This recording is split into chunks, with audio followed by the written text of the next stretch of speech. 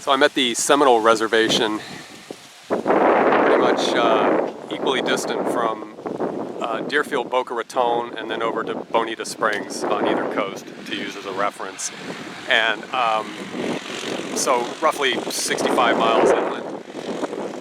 And the geographic coordinates are about 26.325 degrees north, I think, and I think it was 80.99 something degrees west latitude, or longitude rather, and so that'll give you a coordinate. I'll have a link down below to the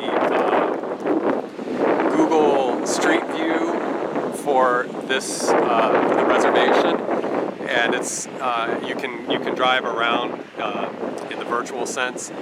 And so what I wanted to do is pair the Google Drive with what we're looking at here. I'm noting these royal palms over here as well, and these are the government buildings over here.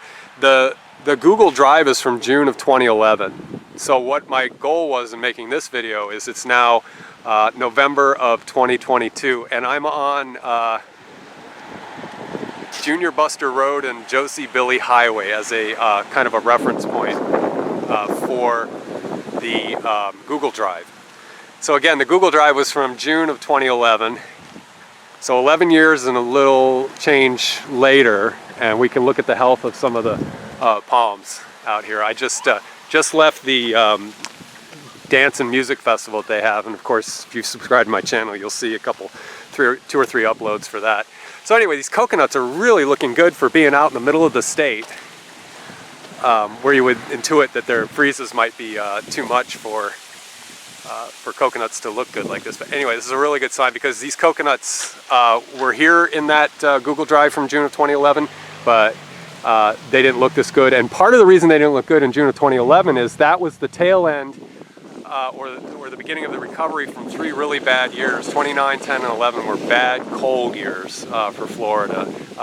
June 10th, 2010 was probably the most remarkable freeze date, where at the Miami airport it was 38 degrees. Up where we were in the Treasure Coast in Vero Beach it was 27 degrees. So that just gives you some reference. I suspect it was in the mid to upper 20s out here as well. So anyway, I'll shut up and drive down to the government offices. I'll do a couple other clips of some of the stuff that you'll be able to find on Google Drive. As a continuation of the Seminole Reservation palm documentation, we see an adenidia here with quite a bit of trunk on it. I mean, that's a truck bed right there. So it's probably about 22, 24 feet overall. There are a pair of Vicia here, and there's another one, a couple more in this parking lot.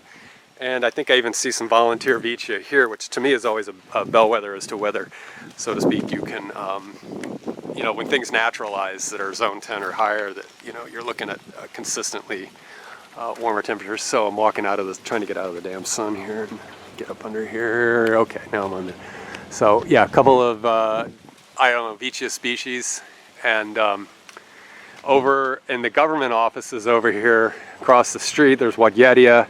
There was a triangle palm up the street. Trying to think of what else I saw. Sort of the, you know, obvious things like Chinese fan palms and areca palms and things like that. But I'd say that these are the most exotic that I've seen, are this one adenidia here, and then these several Vicia, and then the coconuts that were in the other segment. But again, if you go to the Google Drive from June of 2011, these Vicia are in that whatever that is, the Google drive around thing, and you can take a look at them. And again, they just come off of two to 3 years of really bad freezes, but they still look pretty good. So, and again, there's foxtails across the street. So anyway, while I was down here at the Seminole Reservation for the Music and Arts Festival, which again I have in my uploads, I wanted to document how the palms do out here in the middle of the state.